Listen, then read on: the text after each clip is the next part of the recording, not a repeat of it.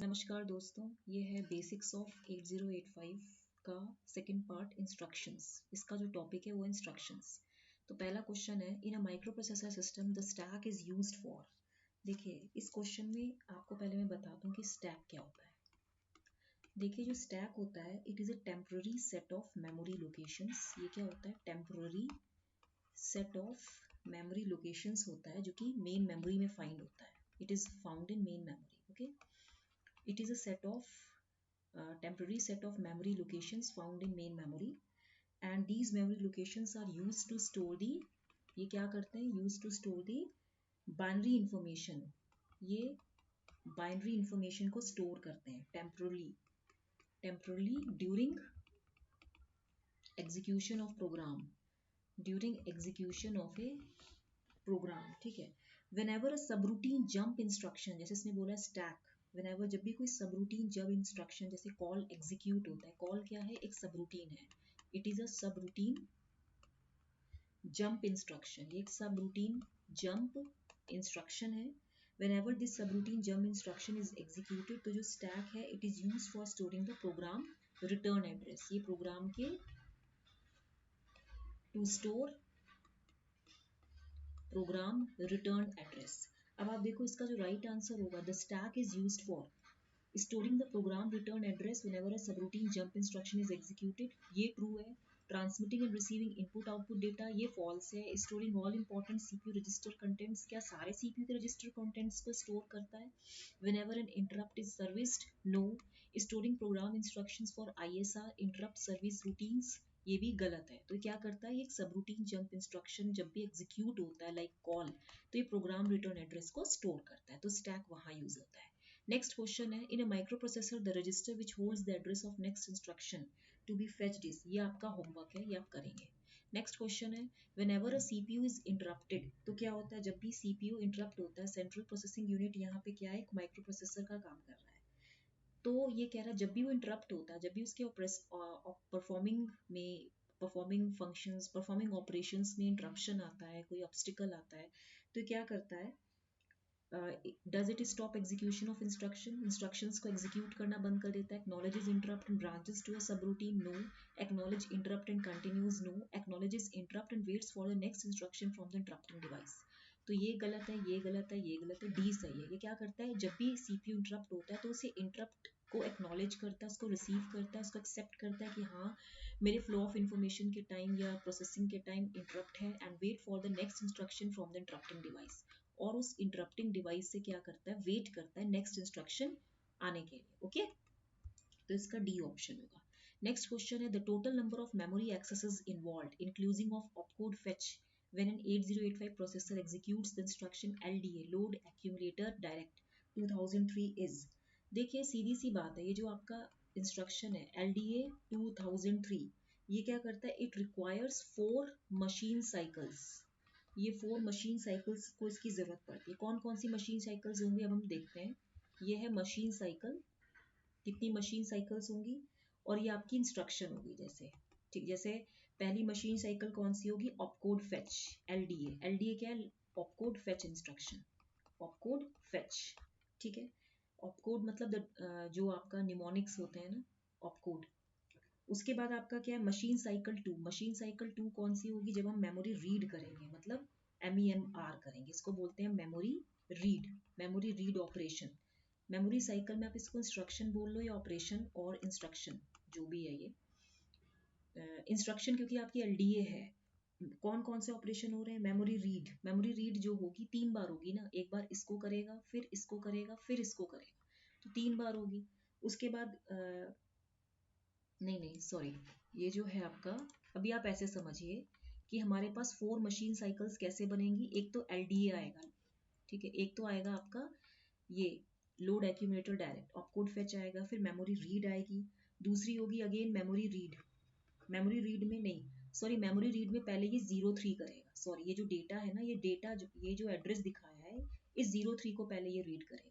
दूसरी बार फिर से मेमोरी रीड मशीन साइकिल होगी जिसमें ये 20 को रीड करेगा, मतलब इसको रीड करेगा। ठीक है, उसके तो ये थर्ड मशीन साइकिल होगी। फोर्थ मशीन साइकिल कौन सी होगी? Memory read to accumulator, memory read to accumulator. That means ये क्या होगा 2003, ठीक है, टू एक्यूमुलेटर। ये जो मेमोरी रीड हो रही है ना, ये मेमोरी रीड को कर रहा है एक्यूमुलेटर में। इसको मैं मिटा भी देती हूँ क्योंकि आपको पता होना चाहिए कि कौन कौन सी इसमें मेमोरी साइकिल्स होंगे। तो ये मेमोरी रीड है जो एक तो लो ऑर्डर बाइट है, एक हाई ऑर्डर बाइट है ना, ये लो ऑर्डर बाइट है, ये हाई ऑर्डर बाइट है, यही है ना। तो आप इसमें देखिए जब ये मेमोरी एड्रेस को रीड कर लेगा और फिर इसे एक्यूमुलेटर में पहुंचाएगा, तो there are around 4 machine cycles. तो ये आ गया। तो पहली कौन सी होगी, एक तो ऑपकोड फेच होगी, दूसरी मेमोरी रीड ये होगी, तीसरी मेमोरी रीड ये होगी, चौथी अगेन ये होगी, टू दी क्योंकि कह रहा है लोड एक्यूमुलेटर डायरेक्ट, मतलब इस मेमोरी एड्रेस को आप इस एक्यूमुलेटर में फीड कर दो, तो फोर्थ होगी। नेक्स्ट है the contents of register B and accumulator of 8085 are this much and this. The contents of A मतलब इस and the carry flag and sign flag are, देखिए A में जो contents हैं वो क्या है, the contents of register B 3AH है और बी का कंटेंट क्या है 49H है, यही है ना। अब आपको क्या दिया हुआ है सब ए, ये एक इंस्ट्रक्शन दिए सब ए, मतलब हमें क्या करना पड़ेगा, subtract the contents of B from the accumulator, यही होगा ना। आप ऐसे ही करेंगे ना, और कैसे करेंगे।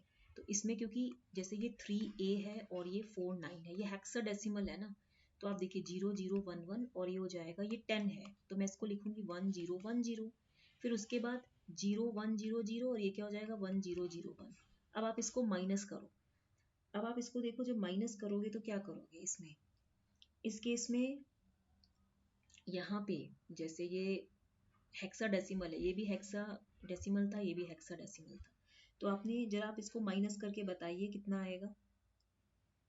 ठीक है, ये अगर देखिए ना, आपने पढ़ा होगा ना, जैसे ये है बेस 16 और -49 बेस 16, तो अभी तो ए ज्यादा है ना, तो ये इस तरीके से है। अब ये 9 है, अब ठीक है हेक्साडेसिमल में हम बात कर रहे हैं, तो यहाँ पे जब ये 10 है तो हमें क्या करना पड़ेगा, ठीक है। इसमें आप देखिए इस केस में आपका जो आंसर आएगा जरा आप सॉल्व करके बताइएगा, ये F1 आएगा। जब ये F1 आएगा तो आपका इसका मतलब क्या है, कैरी फ्लैग 1 हो जाएगा और जो सेट साइन फ्लैग स्टेटस है वो भी आपका 1 हो जाएगा। आप इसे जरा ट्राई करना कैसे करेंगे, ठीक है। इसे आप देखिएगा, ये मैं आप पे छोड़, तो ये भी होमवर्क है, मुझे बताइएगा कि ये माइनस आपने कैसे किया। तो इसका जो आंसर है पहले आप खोलिए अपना रिवीजन कीजिए, तो इसका ए ऑप्शन होगा, ठीक है। जब आप ये कर लेंगे तो मैं बताऊंगी। देखिए मैंने पहले कभी सॉल्व भी किया था यहाँ पे, ये कैसे होगा, जैसे ये है ना 0011 माइनस तो ये 1 1 और ये यहाँ पे आपने अभी एक्चुअली बाइनरी बन गया ना, आपने इसको बाइनरी में चेंज कर दिया, तो ये 2 हो गया, तो 2 - 1 1 हो गया। फिर यहाँ पे ये 0 आ गया, ये भी 0, ये भी 0, फिर ये 1 1 और यहाँ पे अगेन 2 - 1 1 और फिर अगेन यहाँ पे जो होगा, अगर एक इधर 2 आएगा तो ये उसमें ये 1 आएगा और यहाँ पे तभी साइन कैरी फ्लैग 1 होगा। देख चेक कीजिएगा इसे, ठीक है।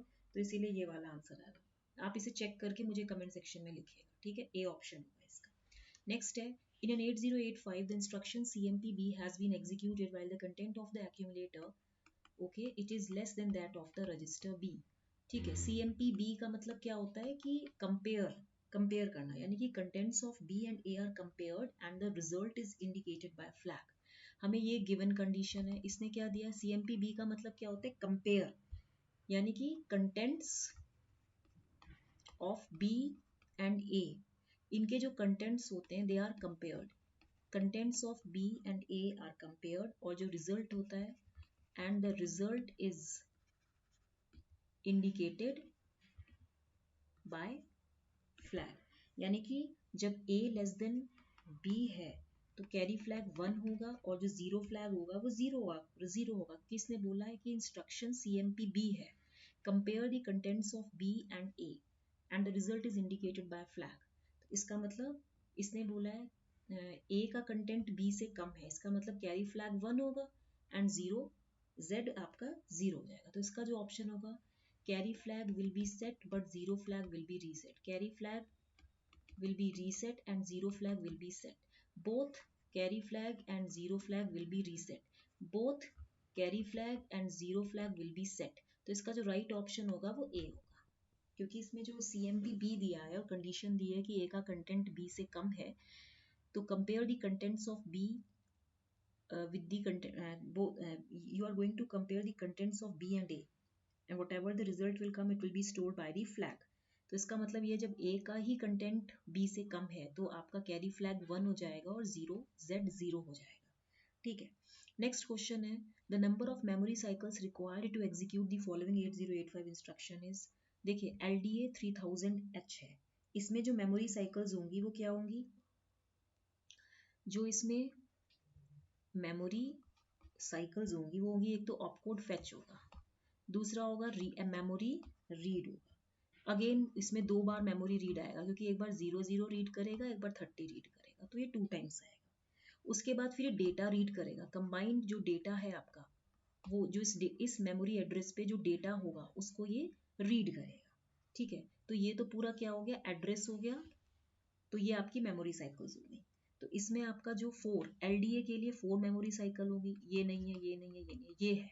ठीक है. इसके लिए 4 मेमोरी साइकिल्स होंगी क्योंकि इसने मेमोरी साइकिल पूछे. LXI D F0 F1H. इसमें भी क्या होगा, इसमें भी आपका क्या होगा, मैं मार्कर चेंज कर देती हूँ. इसमें भी जो आपका होगा ये फेच होगा, और यहाँ पे ये भी रीड होगा, ये भी रीड होगा, यानी कि ये दोनों भी रीड होगा. तो यहाँ पे जो होगा ये 3 होगा. ठीक है. नेक्स्ट क्वेश्चन है आपका, consider the sequence of 8085 instructions given below, which one of the following is perform by this sequence. देखिए एक है आपका LXI H9258, एक है मूव A, M, एक है CMA, एक है move M, M. Which one of the following is perform by this sequence. देखिए LXI H9258 का मतलब क्या है, जो आपका ये है कंटेंट LXI H9258. इसमें आप देखो जो H है वो 92 है और जो L है ये 58. अब आप इसमें देखो जो मूव A, M है, इसका मतलब move the contents of A M to the contents of to the accumulator. तो इसमें हम क्या कर रहे हैं, ये इंस्ट्रक्शन आई है ना, यानी कि जो मेमोरी है वो एक्यूमुलेटर में जा रहा है. तो यानी कि जो A है इसमें क्या जा रहा है, कंटेंट्स जा रहे हैं, कंटेंट्स ऑफ एड्रेस है 9258. ठीक है. उसके बाद CMA है. CMA का मतलब क्या होता है, कॉम्प्लीमेंट कर दो, complement the contents of accumulator, complement contents of accumulator. फिर क्या है, मूव M, A है, यानी कि जो A का कंटेंट है वो M में चला जाए, यानी कि complement of A is stored in M, यानी कि 9258. तो इसका जो राइट आंसर होगा वो क्या होगा, contents of location are moved to the accumulator, contents of compared, move भी किया जा रहा है, compare भी किया जा रहा है, और the contents of location are 9258 are complemented and stored in location. ये सही है. contents of location these are no, ये गलत है. इसमें हम CMA यूज कर रहे हैं, तो CMA का मतलब होता है complement the contents of accumulator. just see the language. contents of location 9258 are complemented and stored in location 9258. तो इसका ये आंसर होगा. ठीक है. तो ये क्वेश्चंस थे, कुछ 8 क्वेश्चंस थे. आई होप आपको समझ में आया होगा. एक बार थोड़ा सा अपना हेक्सा जो माइनस वाला है वो चेक कर लीजिएगा, फिर जब कोई क्वेश्चन आएगा तो मैं बताऊंगी. इसी बहाने आप लोग बुक खोलेंगे, रिवाइज करेंगे. मैं स्पून फीडिंग नहीं करूंगी. ठीक है. Till then like share and subscribe करना मत भूलिएगा. Thank you very much.